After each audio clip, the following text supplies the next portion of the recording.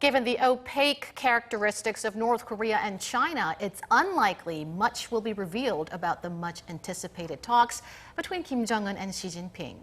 Let's take a closer look at the summit now, and to help us with that, we have Dr. Chang-su, advisor for the Korea Research Institute for National Strategy. Thank you for coming in today, Dr. Kim. Thank you for having me. Thank you. Let's get straight to it. President Xi Jinping, in a rare move, he wrote an op-ed for North Korea's official newspaper, the Rodong Sinmun, ahead of his trip to North Korea. He said China is happy to see a historic opportunity to resolve Korean Peninsula issues.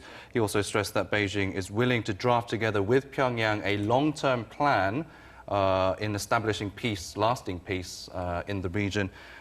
What do you think those plans could be, and what do you think would be Xi's approach to North Korea's denuclearization? You know, this is a really rare opportunity that Mr. Xi Jinping wrote that op-ed in the North Korean newspaper just ahead of his visit to Pyongyang.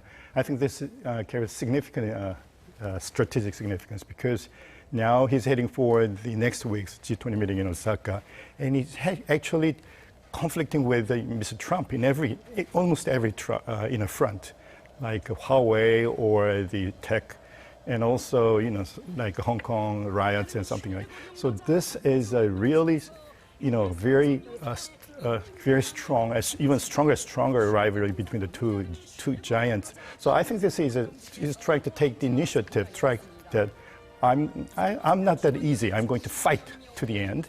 So this is our strategy, negotiation strategy. This is a card I can use at our meeting in Osaka, and also some other potential meetings in the future. So I think this is a very important prerogative move by Mr. Xi Jinping. And this is not only for Mr. Trump, but also for North Koreans and the Chinese as well, because this really marks the 70th anniversary of their relationship. And also remember how many North Chinese were dead. Several hundred thousands were perished during the Korean War, and which they still believe this is a anti-Japanese, anti-American, and helping North Korean war. This is a very justified war for the Chinese and North Koreans. So this, by visiting these kind of very sites, possibly tomorrow at the Sino-North Korean Friendship Tower tomorrow, I think this will be a very highly symbolic, not only to the past history of the two countries, but also the current and future. I think this is, even though it is a very rare and short visit, this has very tremendous significance you can imagine out of this short visit. Now, here in South Korea, Seoul announced yesterday it'll offer 50,000 tons of rice to North Korea, which is in addition to its previously announced $8 million humanitarian aid.